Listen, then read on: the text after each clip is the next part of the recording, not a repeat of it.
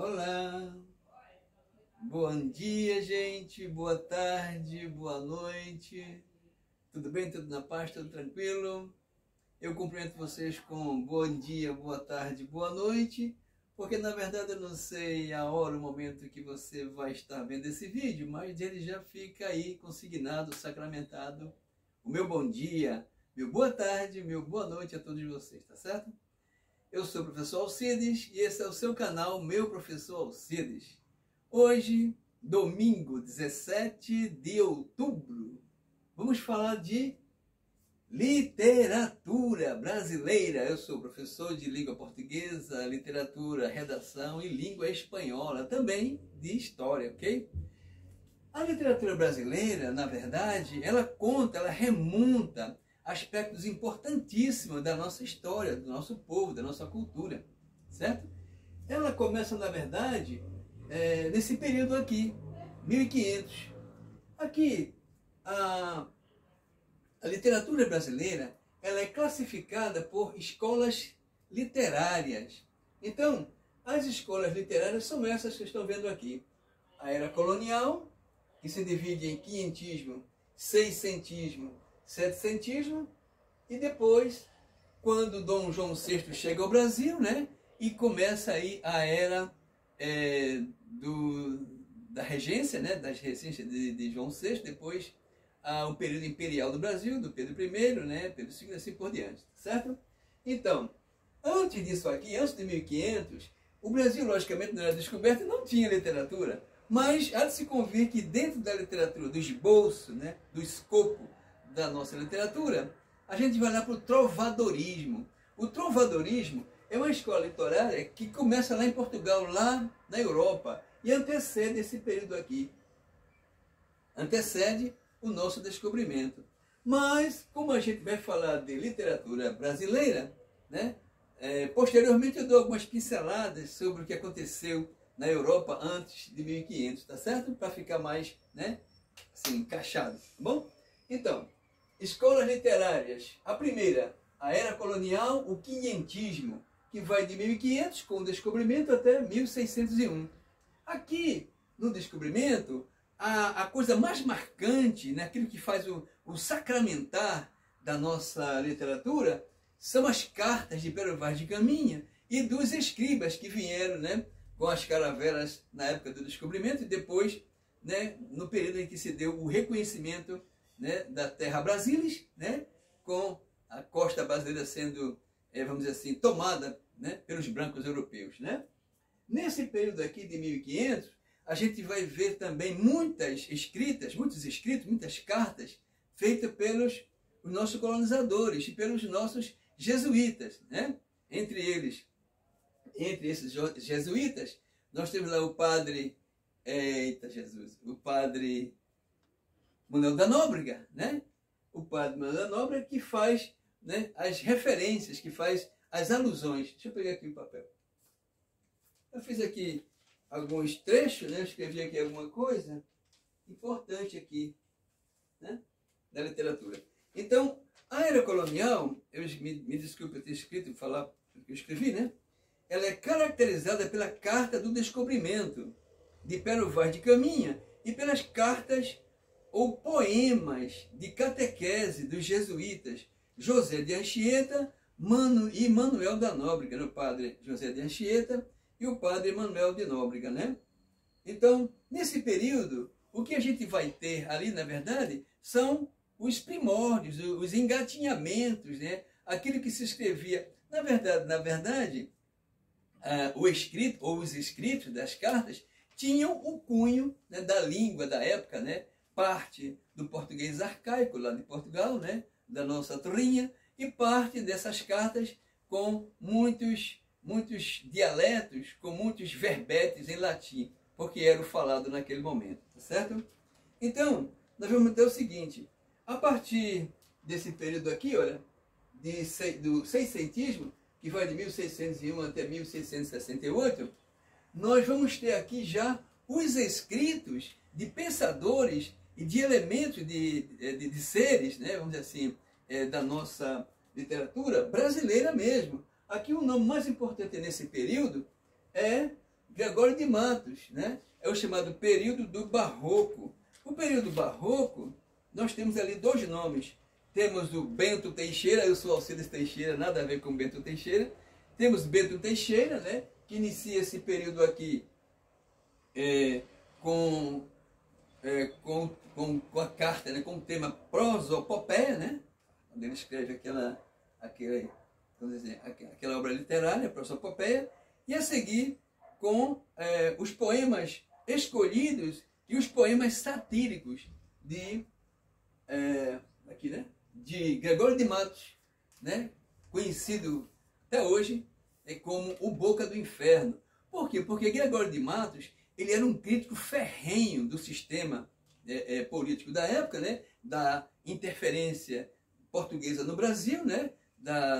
De todo o processo, né? A sistematização do escravismo, né? E também a interferência, né, terrível da Igreja Católica, que também, segundo o parecer de Gregório de Matos, contribuía, né, para, vamos dizer assim, vamos chamar de a vanguarda do antipolitização, a vanguarda da antipolitização, né? Ou seja, em outras palavras, Gregório de Matos entendia que tanto a Igreja Católica como o Estado português infiltrado no Brasil, ou presente no Brasil, eles eram corruptos.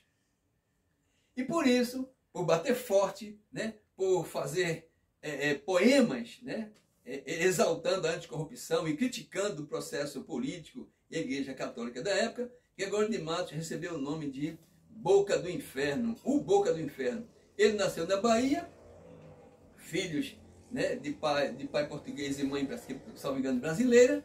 Ele formou-se em Direito, lá em Coimbra, Portugal, e veio para o Brasil. Aqui no Brasil continuou, né, com as suas cartas, os seus poemas, né, terrivelmente forte contra a corrupção e contra o processo da Igreja Católica. Foi perseguido, ele acabou sendo exilado, né, depois foi perdoado, voltou ao Brasil e continuou batendo forte contra, né, as demandas negativas, nefastas da política daquela época. Imagina hoje, hein? Então, Gregório de Matos, ele acabou indo para Recife e morreu lá em Recife. Hoje, lá em Recife, tem uma rua, né, muito famosa ali por trás do prédio dos Correios, lá em Recife, com o nome dele, né? Rua Gregório de Matos, certo? Bom, setecentismo. O setecentismo também é conhecido como arcadismo.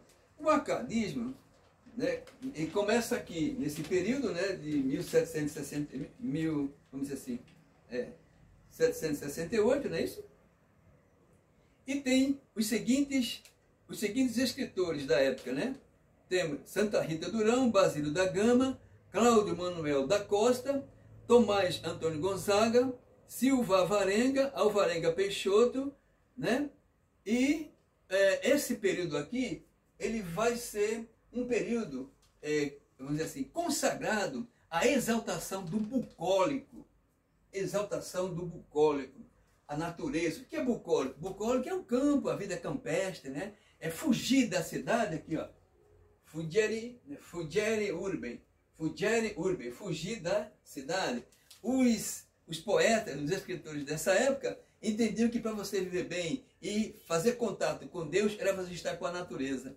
Então você estando lá no campo, né, a vida do campesinato e tal, você estaria mais propenso a se encontrar com Deus, né? E esses poetas aqui, como eu falei, né, o Santa Rita Durão, né, Basílio da Gama, Cláudio Manuel da Costa, Tomás Antônio Gonzaga, Silva Alvarenga Peixoto, eles não eram tão críticos como foi aqui no período antes, né, o Boca do Inferno, né, o Gregório de Matos. Mesmo assim, nesse grupo aqui, né, chamado poetas, vamos dizer assim, os poetas do bucólico, né, o poeta do arcadismo, os poetas e os escritores do arcadismo, eles também tiveram algum envolvimento com a questão política. Nesse grupo aqui que eu acabei de citar, Alvarenga Peixoto, Cláudio Manuel da Costa, estava envolvido ali, sabe quem? Uma pessoa, uma figura importantíssima, que estava no meio deles ali, né? Escreveu alguma coisa, mas não tão assim exaltativo. Foi simplesmente o senhor Tiradentes. Tiradentes fazia parte desse grupo, né? Então, nesse período aqui, que vai até 1768, não é isso? Nós temos um período de, vamos dizer assim, de exaltação ao campo. Usava-se muitas palavras, vamos dizer assim, elitistas, palavras de origem latina, né? E usava-se muito o rebuscar das palavras, né? Palavras ao nosso modo, né, mais grosso, ao modo grosso, né, de falar, palavras assim difíceis de interpretar, difíceis de entender, né? Mais próprias de quem sabia muito, de quem lia muito, certo? Então, esse período aqui, período bucólico, né, período do arcadismo, as figuras mais importantes são Alvarenga Peixoto, Tomás Antônio Gonzaga, Cláudio Manuel da Costa e o Santa Rita Durão. Eles usavam nomes gregos, né? Eles mudavam de nome, né? Maria de Disseu foi uma obra importante, Cartas Chilenas, o Uruguai, Caramuru, teve início em 1768 com obras poéticas de Cláudio Manuel da Costa. Usa-se frases latinas, o fugere-uba, como eu falei aqui, né? Que é fugir da cidade, o locus amoemos, ou seja, lugar ameno, né?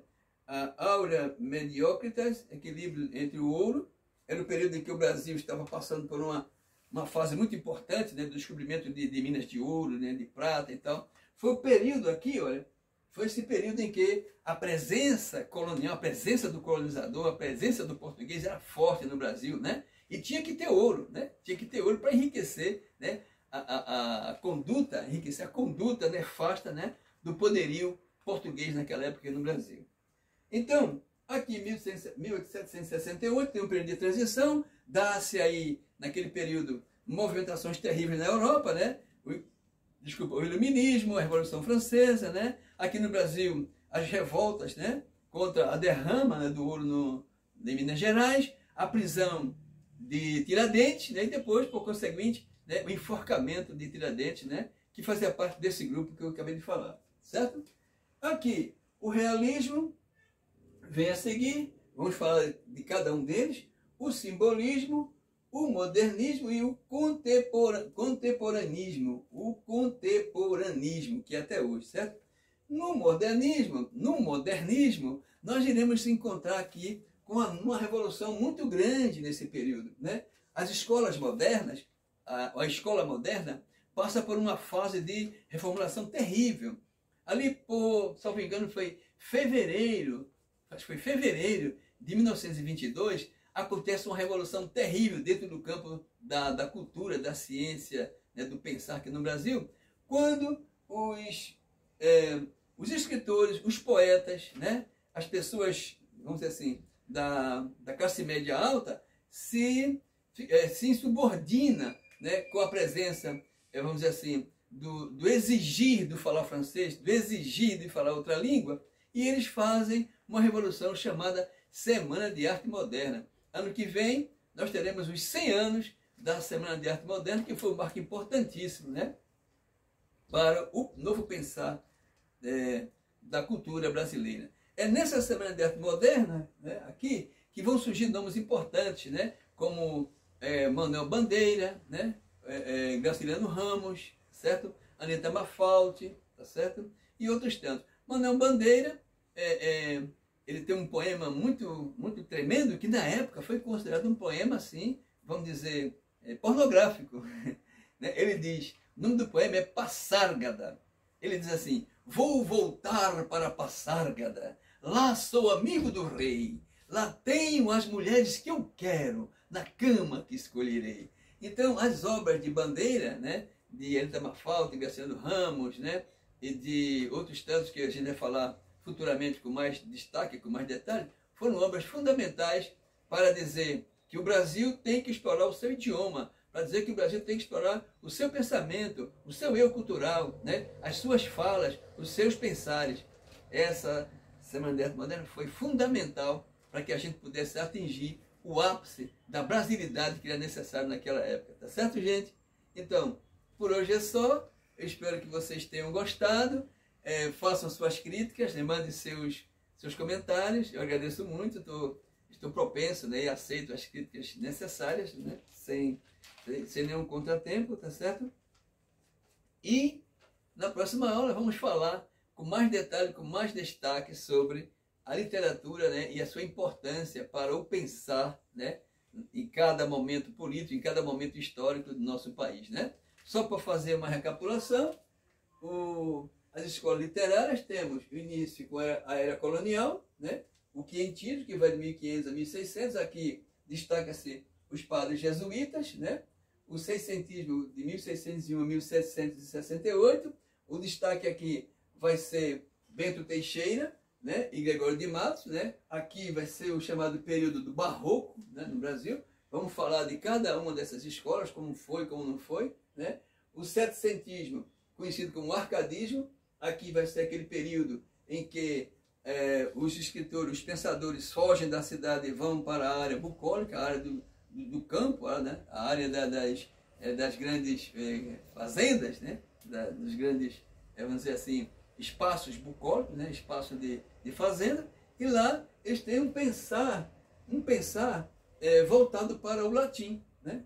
Usa-se muita palavra em latim, palavra grega, né?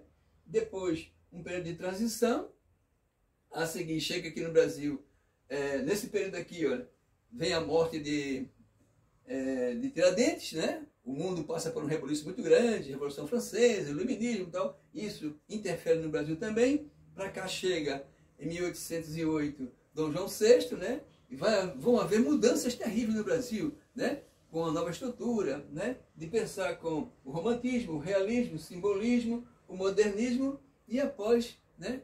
1922, o contemporanismo, né? A gente vai falar de cada um desses posteriormente, tá certo? Eu espero que vocês, mais uma vez eu digo, vocês tenham gostado. Mande suas críticas, tá certo? Vai ser importante para mim. Eu sou o professor Alcides e esse é o seu canal, o seu professor Alcides. Obrigado mais uma vez pela atenção, pela gentileza. Um beijo no coração de todo mundo, um cheiro, fique com Deus e tchau! Uhul!